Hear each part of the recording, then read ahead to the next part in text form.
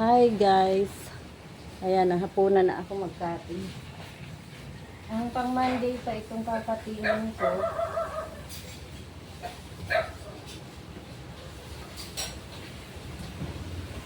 Makat ko na ang back part. Ang front part na ang kakatingin natin. Ito ang bandang butones ng front part. 3 and 3/4 yata yun. Estimate ko sa layo ng butones. Pwede rin 3.5. Hanggang dito ang front niya guys. Ito ang back. Wala, mataas si mami. Gifted nga siya.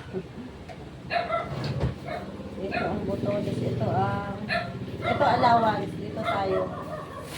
Ganyan lang guys. Kasi 3-in-1 pattern na ito.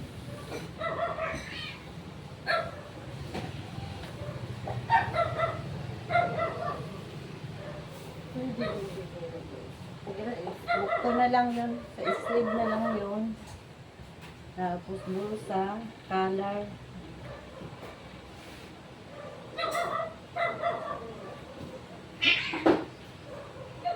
Garfield. Ipantay muna natin para hindi pumantay.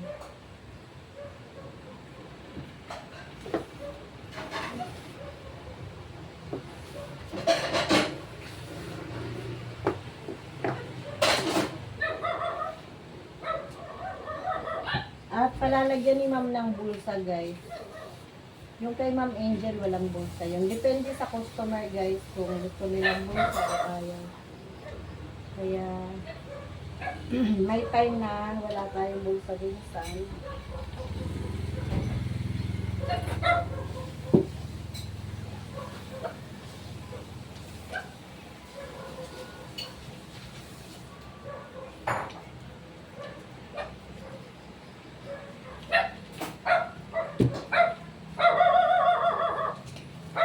Panoorin nyo guys yung pattern ko sa mga beginners. Sa kilikili ako natagalan magbulsa. Magtanda. Ganyan lang guys. Adjust lang. Ito, mahaba itong ano nyo guys. Front part. Ang back part 25. Ang length. Ang front part 27. Parang nakaamboy ito guys. Kasi nga gifted si ma'am sa press.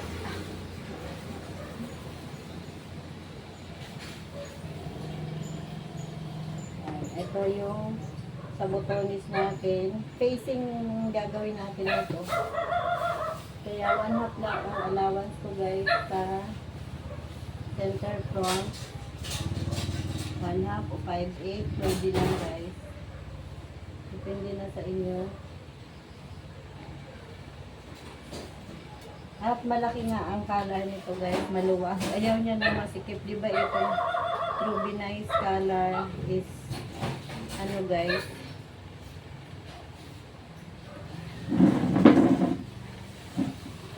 Ito yung pabilog natin sa dahil mayroon tayong allowance dito. Dito tayo kakating guys. Ayan. Atras lang tayo kasi ito ang center ng butones. Dito tayo magtatahi. Malinis yung tahi niyan. Ito yung allowance. Tapos dito ang color natin. Ayaw niya lang masikip ang color guys. Kaya ewan ko, kung first time ko pa itong magka-color ng maluwang o malaki sa Ruby Nice. Sige lang guys. May uso rin naman akong nakikita ng ganyan guys. Uso na color. Maluwang na color. Yan guys. Diyan tayo. Dito i-attach yung pinakang bangkito. At dito yung para sa ano natin, butones. 1 and 1/4. Kayo na lang mag-adjust guys sa pattern kung sinusundan niyo itong pattern ko. 1 1/4 ang malinis niyan guys.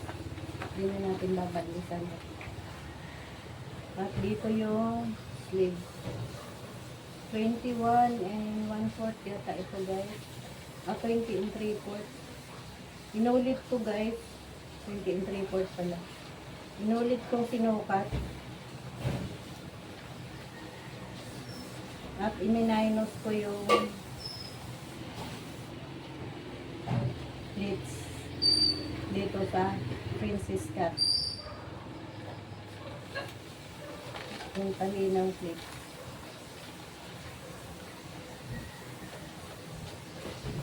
Ito ang back. Nag-adjust ako ng back. Nagpalabas ako ng back. Ito yung front. Ito. Ito ang tali sa front. Ito ang cutting sa front. At lumabas ulit ako dito guys ng 1/4. Dinagdagan ko guys yung hips ni ma'am para sureness ang ating pattern. At dahil may bulsa ito, dito tayo mag-attach ng bulsa. Pang Monday naman ito.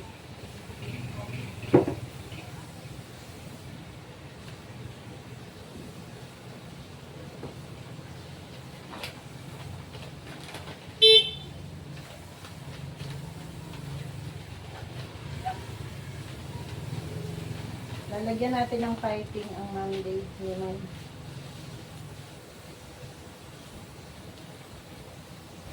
Feel ko mas matibay kasi ang may piping guys. Kaya minsan naglalagay ako ng piping sa dito. Minsan din hindi ko na pinapipingan. Pero may facing. Huwag nyo lang kakalimutan yung facing. Nakakadagdag ng tibay ang facing. May pilit-pilon guys ang facing.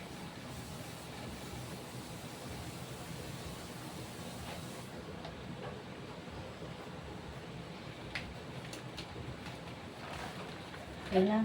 Mayroon na tayong front. Natandaan natin yung para sa botones. Para di tayo malito. Yan.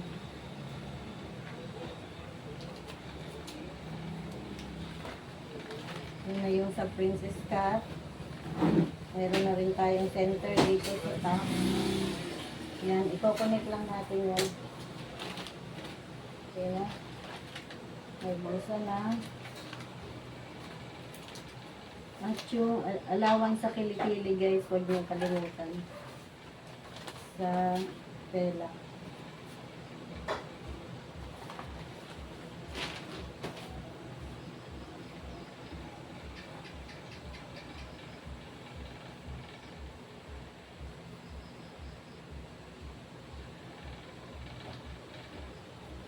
Parang ang dami. Ang dami ng kilikili yan.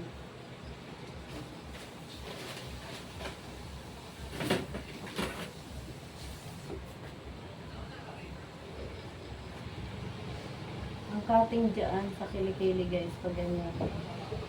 Lalagyan mo ng allowance.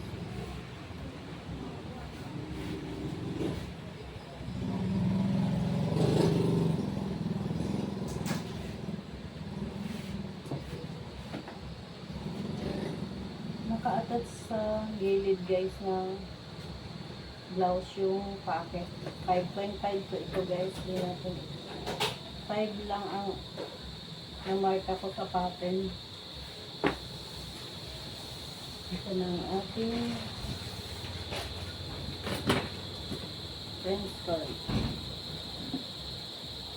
So guys, kita nyo ba? Ayan. Itaas nyo naman ang set. Hindi na ako mag-edit guys. Ayan. Paamboy itong front part natin.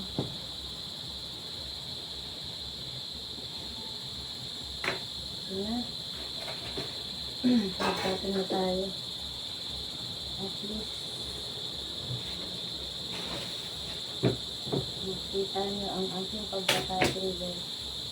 Hindi na sana ako magbibideo, kaya lang sayang naman kung di nyo makikita, lalo na sa beginner.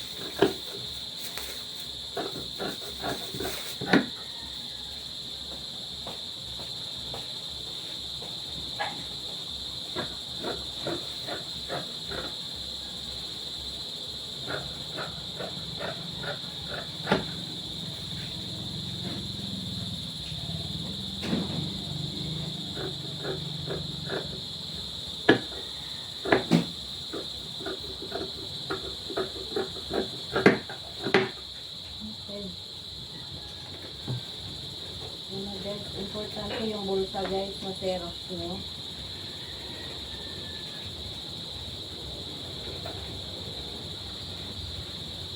Saka yung tax. At yung mga size.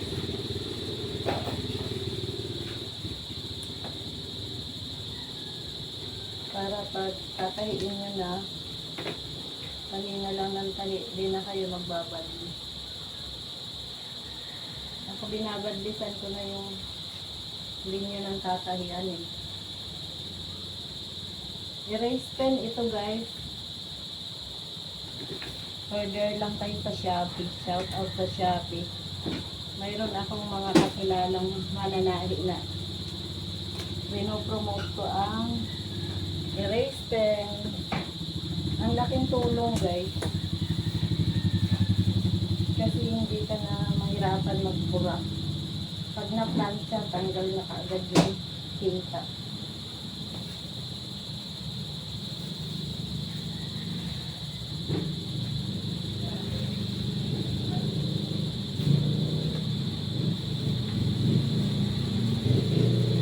Kahit isang side na lang ang ano yun.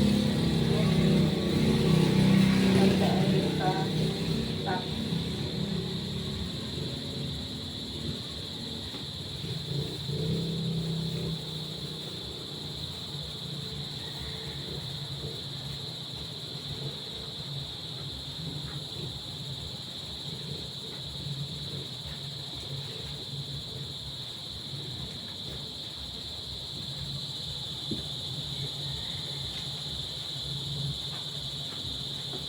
Magulo. Pag cutter ka, saka sa spray, maintindihan mo naman yung badlis. Kahit lumihis.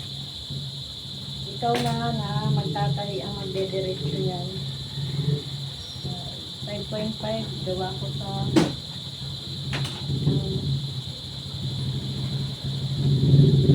open yun yung ano.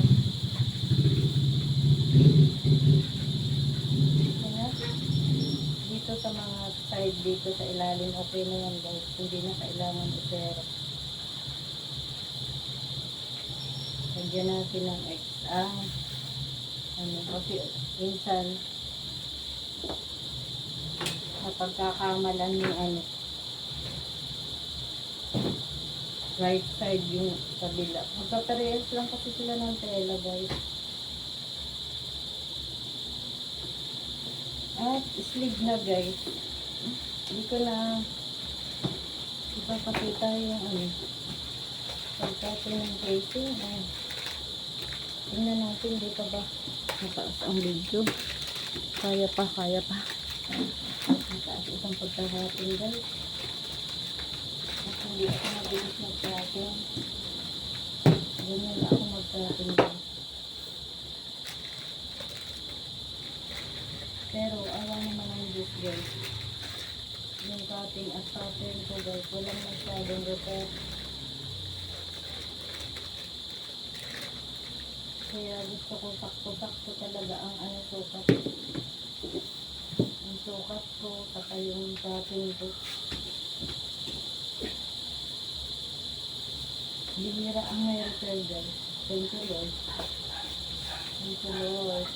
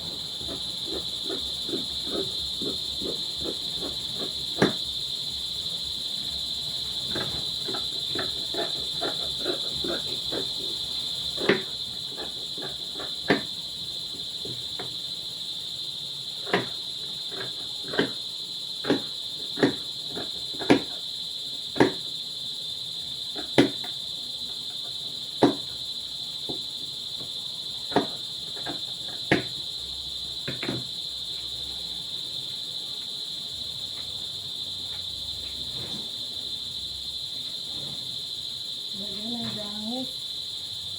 Quarter to 6 na lang, guys. Ay, guys. Langis, guys, ay bubuli. Bubuli ba siya? Bubuli ang mo. Langis. Bubuyog. May ambot.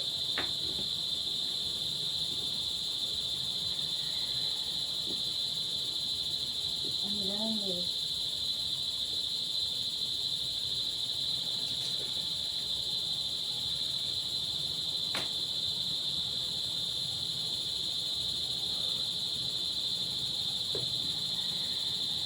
May lamok na.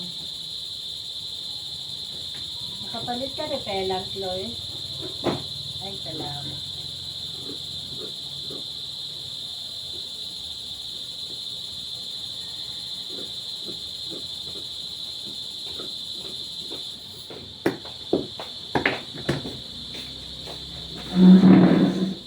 Thank you, Lord. Tapos na ako magpa-turn.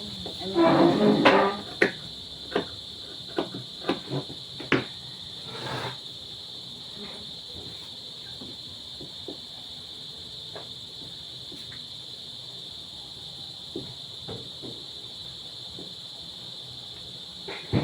Parang kulang pa itong recutting natin. At least 3/8. Or depende na sa inyo 3/8. Yung iba 1/4, yung iba 1/2. So 3/8 lang. Yun, casing na lang. Basta na ito, guys. Mayroon pa tayo color. Thank you sa nag-estimate. Ay, may bulsa pa. Ay, bulsa pa. Huwag natin kalimutan ang bulsa. Facing muna. Laki pa naman yan. Ang facing. Ang front part ang lalagyan natin ng facing, guys. Maliit lang ang facing. 1/2, 1 1/4. Side 8 na natin. Sige. 1 1/4. Plus pa. 1/2. Plus. 2 1/2. 2 1/2, guys. Pero, lalagyan natin ito ng yung facing, guys. Lalagyan natin ng pilit-pilon. Kaya, pag kinating mo, lagyan mo allowance kahit 1/2.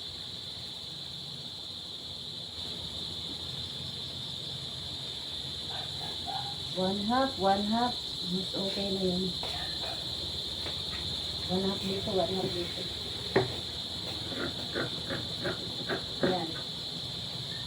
Gaya yan.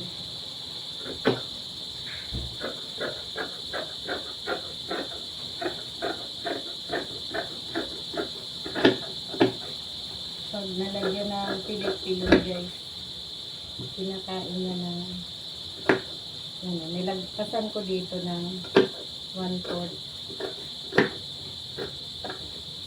Kakainin kasi ng kasi dito 1/2. Hindi naman yung lahat makukuha. At least may allowance tayo. Ganyan lang, guys, cutting. Kahit nga walang pilit-pilon, basta nakahimo na, parang kinakain ng feed dog.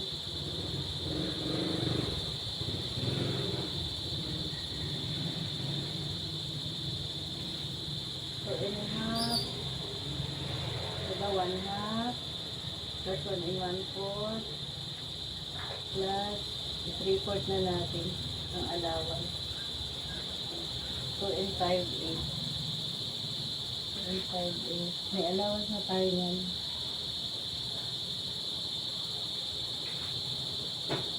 2 and 5/8. 2 and 5/8.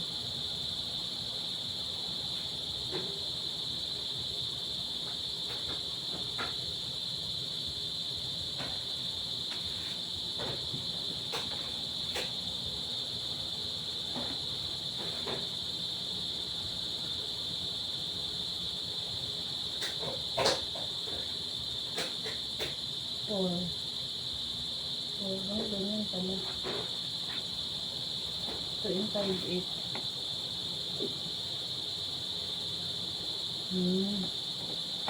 Ganyan. 2 and 5/8. Okay. Pwede rin tagpas mo pa ng 1/4 sa bad list, guys.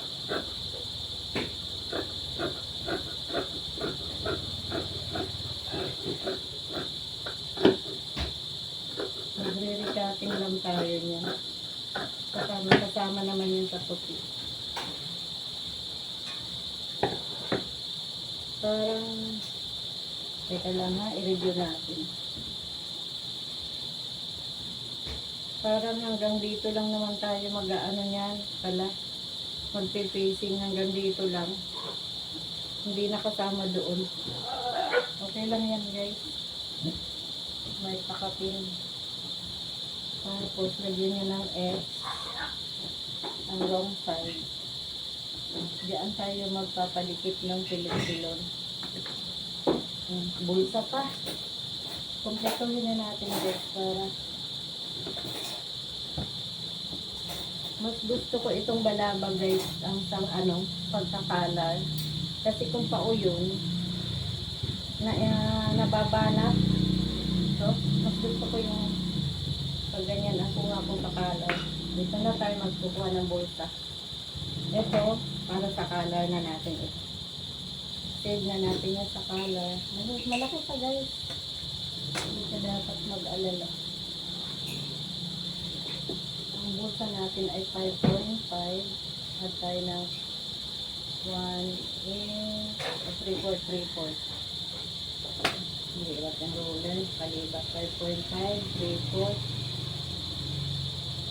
7. 7.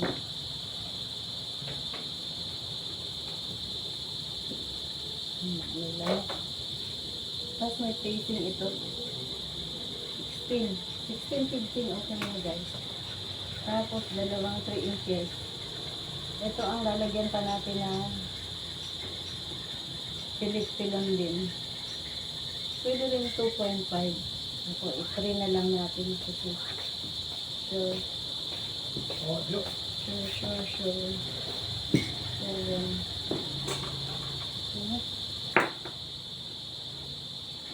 Okay, Lord. Tapos na ang aking pagkakati.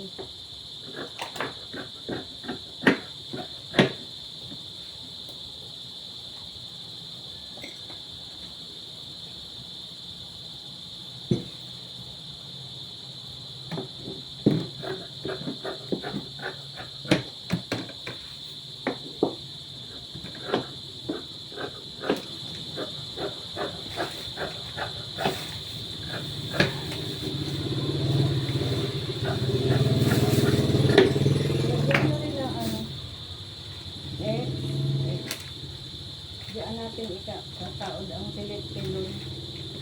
Ito naman, yung side, para doon sa harap yan. Sa bulsa. Okay na, guys. Hanggang dito na lang. At thank you, Lord, nakapag-overtime tayo.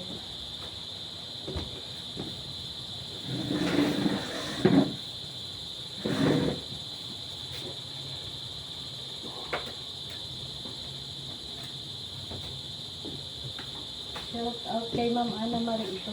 Ana Marie. Carol. Thank you, thank you. Sa solid supporters. Uy, ang sleeve. Wala na apil ako sleeve. Isali na natin yung ano guys. Sleeve at ang para color. Hindi na ako mag-overtime sa pagtahi guys. At least naka-overtime ako ng isang oras sa pagkapin.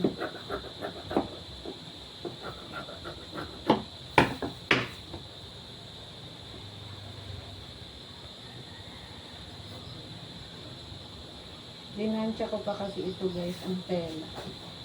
Ayan.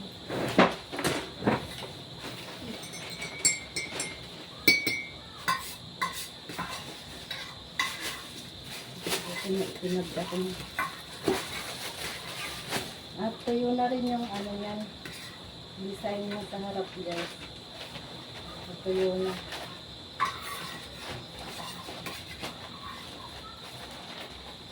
Itabi natin, mayroon pa tayong ano.